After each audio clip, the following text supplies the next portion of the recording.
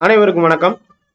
கற்பதைய students, இப்ப பாத்தீங்கன்னா பணப்பொருளாதாரம் அறிமுகம், அதே நேரத்துல மானிட்டரி எக்கனாமிக்ஸ் இங்கிலீஷ்ல நாங்க கொடுத்துருக்கோம்.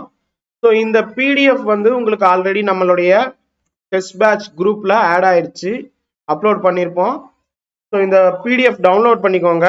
டவுன்லோட் பண்ணி உள்ள பாத்தீங்கன்னா வந்து ஒரு 65 பக்கம் இருக்கும். என்ன சார் 65 பேஜா அப்படின்னு சொல்லிட்டு பயந்துராதீங்க, நல்லா கவனிங்க. 65 பேஜான்னு சொல்லிட்டு பயந்துராதீங்க.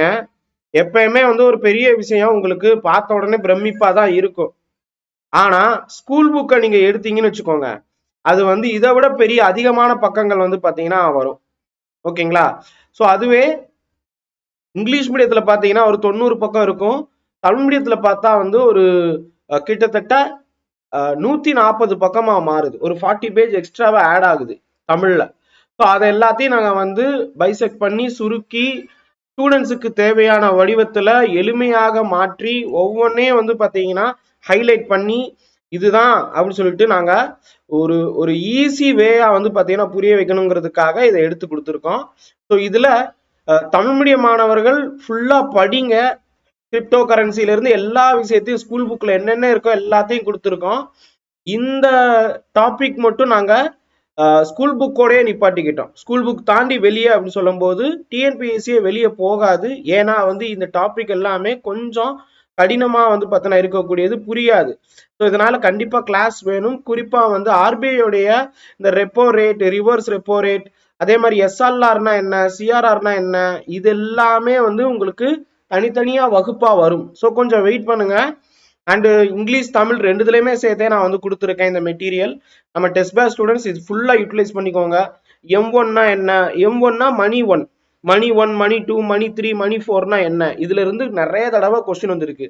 இந்த மெட்டீரியல் வந்து பாத்தீங்கன்னா குரூப் 1 ஸ்டூடெண்ட்டுக்கு மட்டும் கிடையாது, குரூப் 2, குரூப் 2A, குரூப் 4 எல்லாத்துக்கும், அதாவது ஒட்டு மொத்தமா நம்ம வந்து தனித்தனியா எடுக்காம டிஎன்பிஎஸ்சி மாணவர்களுக்காக நம்ம இந்த மெட்டீரியல் ரெடி பண்ணியிருக்கோம். இது வந்து இந்த மாணவர்களுக்கு, குரூப் 4 மாணவர்களுக்கு அப்படின்னு நம்ம வந்து எடுக்கவே இல்லை. ஒட்டு மொத்தமா வந்து பாத்தீங்கன்னா டிஎன்பிஎஸ்சி படிக்கிறவங்களுக்கு ஹெல்ப் பண்ணும், அந்த மாதிரி தான் இதை வந்து ரெடி பண்ணியிருக்கோம். ஸோ அதனால இதை ஃபுல்லா படிங்க. ஒவ்வொரு வருஷமும் வந்து பாத்தீங்கன்னா ஆர்பிஐ பத்தி கொஸ்டின்ஸ் கேட்கறாங்க. ஆர்பிஐனா என்ன, ஆர்பிஐடைய ஃபங்க்ஷன்ஸ் ஆஃப் ஆர்பிஐ அது கண்டிப்பா கேட்கறாங்க. ஸோ அதனாலேயே நாங்க வந்து இந்த பிராக்கெட்ல சொல்லியிருப்போம், இது வந்து பாத்தீங்கன்னா கொஸ்டின் வரும், கொஸ்டின் வராது அப்படிலாம் சொல்லியிருப்போம். ஓகேங்களா? ஸோ அப்ப தயவு செய்து வந்து பாத்தீங்கன்னா உள்ளூர்ந்து கவனித்து ரொம்ப கான்சென்ட்ரேஷனோட இந்த இதை படிங்க. இதற்கான வீடியோவும் வந்து பாத்தீங்கன்னா நாங்க ஆரம்பிச்சிட்டோம். ஸோ வீடியோ உங்களுக்கு வந்துடும். நம்ம டெஸ்ட் பேட்ச்ல இருக்கிறவங்க வரக்கூடிய எக்ஸாமை கண்டிப்பா கிளியர் பண்ணணும். அதுக்காக தான் இவ்வளவும் மேற்கொண்டு வருகிறோம். வேற எந்த யூடியூபரும் வேற பெரிய அகாடமியும் செய்ய துணியாததை நாங்க செஞ்சுக்கிட்டு இருக்கோம்.